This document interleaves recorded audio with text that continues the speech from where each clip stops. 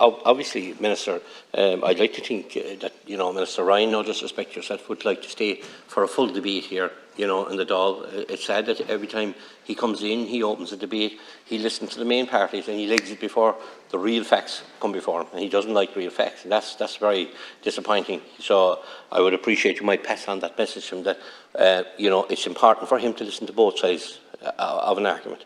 And I'm not personally against offshore wind energy, but I do have concerns.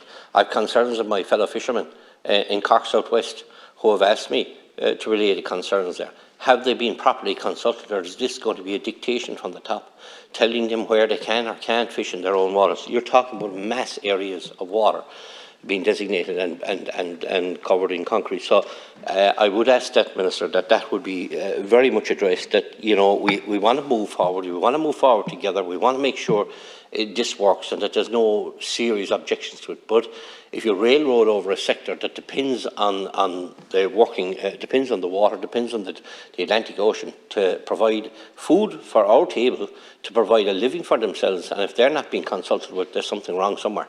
And to date, they're not overjoyed about the consultation. Little, yes, but not enough. So that's an area that you'll certainly have to improve in going forward. And we had, we have to look at the other side. We're going to have to look at what we have and the resources we have in relation to fuel before this is going to happen. Because I was listening to an expert about 2-3 months ago, and he was pushing very hard for offshore renewables. He wanted offshore renewables, and of course he felt he was right, and maybe he is, and there's no arguing about that. He was an expert. But they asked him on the radio, when can you guarantee a delivery? And he tried to avoid the answer, and in the end he said 2035, 2040. And if we're that far away, we're talking, there's an awful lot of issues here that need to be resolved in the next week or 2 or 3 weeks or a month in this Dáil, and we don't want to discuss them at all. But we want to talk about renewables, but I knew that's Minister Ryan trying to get his little tuppenny halfpenny speak in as he is a minister in government. But unfortunately, until then, we will need some source of fuel, and we're not looking at opportunities that we could have. And Minister Ryan has shut the door. But there's no problem about importing that. So, you have a lot of TDs inside here shouting and roaring against that, and they're away with the lead, because most of them are driving old diesel guzzling vans and cars outside the door, and petrol.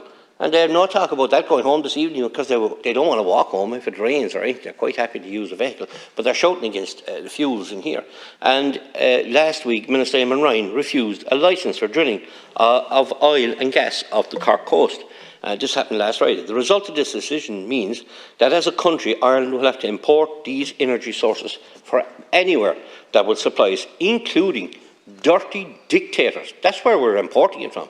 So instead of being able to stand on our own 2 feet and not have to look at dictators to provide us for fuel, we've left ourselves, we've turned off the tap once again. And we will be depending on these dictators for decades to come.